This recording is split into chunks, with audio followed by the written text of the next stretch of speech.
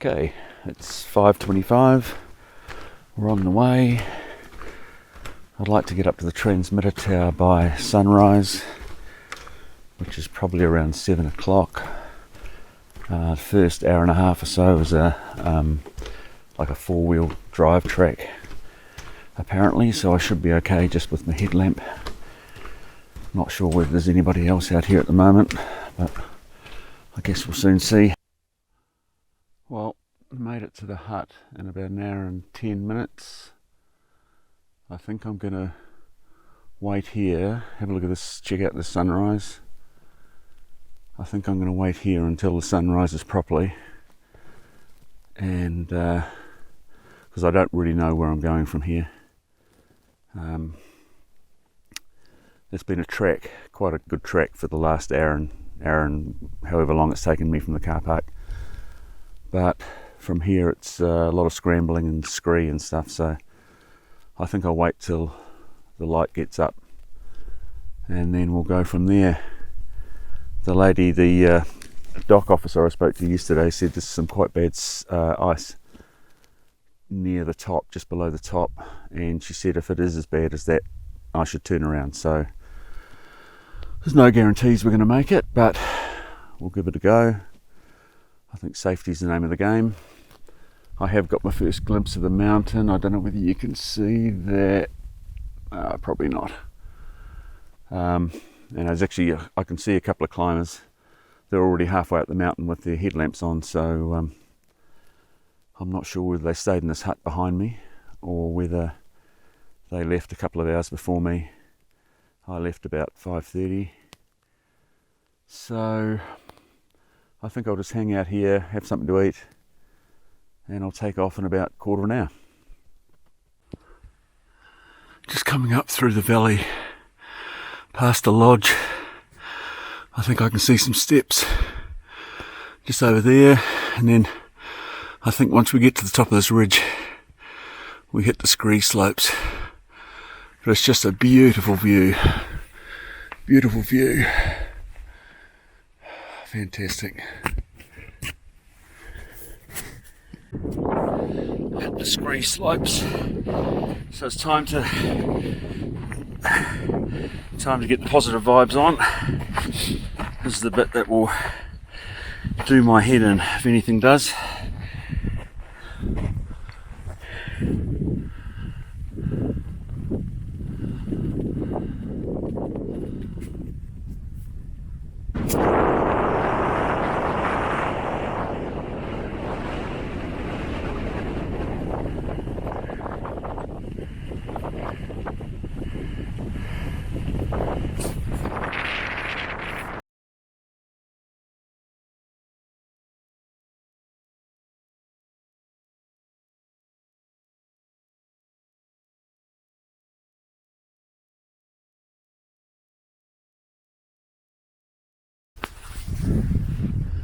In the crater now. That's where we've been, in the crater, heading down. It's all very cold and icy up here. That's Andy there. This is where we're going, around this wee corner.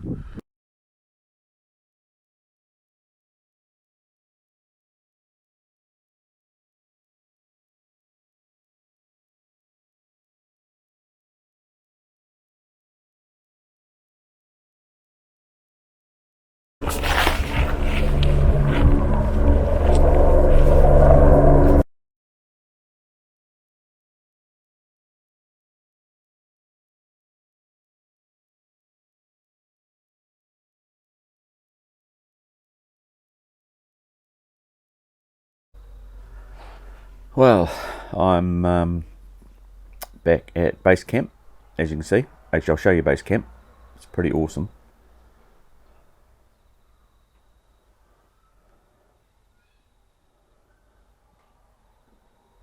Nice little Airbnb in Fitzroy. I can highly recommend it. It's really nice. It's called Fitzroy Gem, if anybody wants to know that. Right, just to recap on today's events. Got up, the alarm went off at 4. And I got myself organised, had a nice big breakfast, and headed out to the Egmont National Park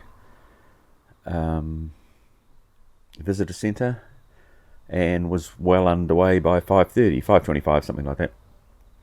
And there's the first hour plus is up a four-wheel drive track, and so I had no problems going up there in the dark with my headlamp. So that was cool, and I got to Taranaki Lodge, which is actually a private lodge owned by the Taranaki Alpine Club, as I later found out. And but I got there a bit earlier than I thought, about just after 6:30, and the sunrise wasn't till 7, so I wasn't confident going any further on an unmarked track. There is no track after that; it's just poles. While the sun wasn't at least partly risen, so I hung out there for about 15 or 20 minutes, and then I took off.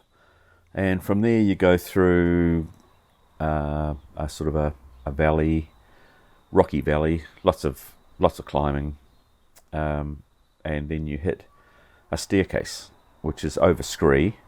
There's 500 steps, which is, at 6:30 in the morning or 7 o'clock in the morning. It's a fair old effort. And when you get off the steps, you're onto the scree proper, and that's just nuts. I think I said in the video that if anything's going to do me head in, that was, and it sort of did, but more on the way down, not on the way up. On the way up, I had poles and gloves, and a little bit of falling over, a little bit of slipping, sliding, and you eventually get there. It's about an hour and a quarter, hour and a half of scree. And then you get to the next stage called the Lizard.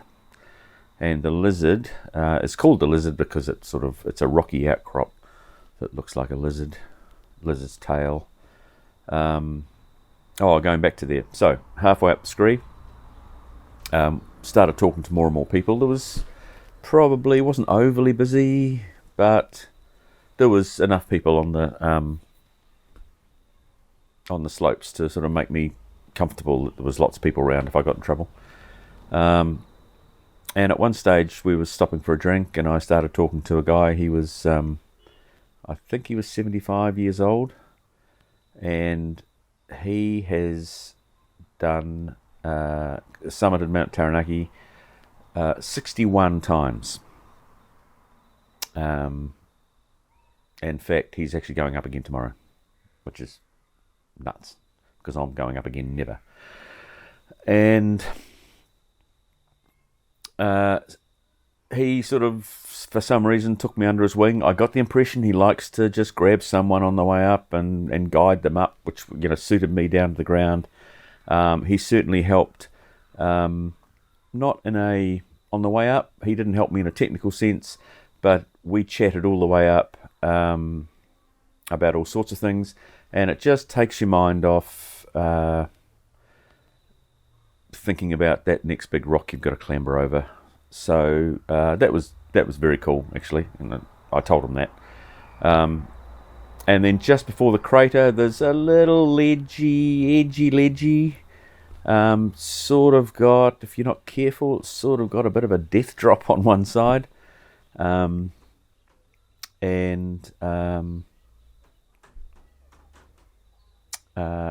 we got round there and then into the crater. The crater had snow in it, but it was very hard packed, and there wasn't much of it. We're still in the height of summer, I guess. And from there, there's actually a decent little climb up to the summit as well. Probably another 20 or 25 minutes, which was part scree, part rocks, and so that was very cool. And then we got to the summit. Now, in theory, I should have been absolutely delighted, and I was absolutely delighted. But I knew that going down would just be awful. Um, we had this first bit that I found difficult going up. We had to get down that, and then we had to go around this ledge, which was sort of okay, and then we had to scramble down the lizard, which was difficult, but it was good to have him there to sort of lead the way. But he really came into his own when we hit the scree.